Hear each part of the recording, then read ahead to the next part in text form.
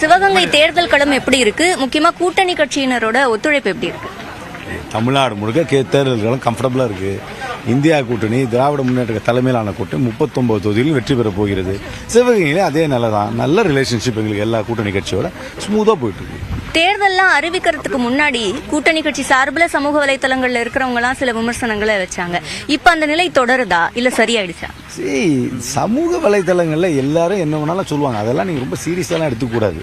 கூட்டணி ஒரு கட்சி கூட்டணி தொகுதின்னு வரும்போது பல பேர் பல கருத்து இருக்கும். இப்ப எல்லாம் ஒத்த கருத்தோட எல்லாரும் வந்து கிளியர் போக்கஸ்டா இருக்கிறோம். இப்ப காங்கிரஸை விட திமுக அரசையும் முதலமைச்சரையும் பாராட்டி இந்த கூட்டணி கட்சி உரசல்களை சரி செஞ்சுட்டாங்க அப்படின்னு சொல்லப்படுது.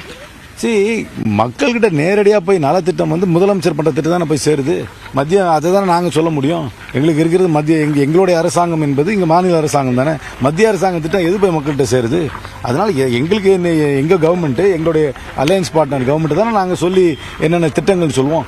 அந்த கவர்மெண்டோட குறைகளை சொல்லி இந்த கவர்மெண்டோட நிறைகளை சொல்வது தானே எங்களுடைய பிரச்சாரம் இருக்கும். இது லாஜிக்கலி நேச்சுரல் தானே. சொந்த கட்சியினர் கூட உங்க மேல அதிருப்தியில இருக்காங்க அப்படின்னு செய்திகள் வந்தது. இது என்ன அதிருப்தி? யார் இருக்கா அதிருப்தியில? யாரோ ஒருத்தர் எப்பவுமே வாடிக்கையா சீட்டு கேட்பாங்க.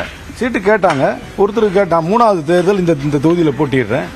சீட்டு கேட்கறது வாடிக்கை தானே. சீட்டு கேட்பாங்க, சீட்டு கேட்கறது வாடிக்கை. அது ஒன்றும் அதிருப்தின்லாம் சொல்ல முடியாது. கட்சி முழுமையாக என்கிட்ட தான் இருக்கு. மோடிக்கு இணையா வேற தலைவர் இல்லை அப்படின்ற உங்களோட கருத்துல இப்பவும் ஸ்ட்ராங்கா இருக்கீங்க? சொல்லவே இல்லையே என்னைக்குமே.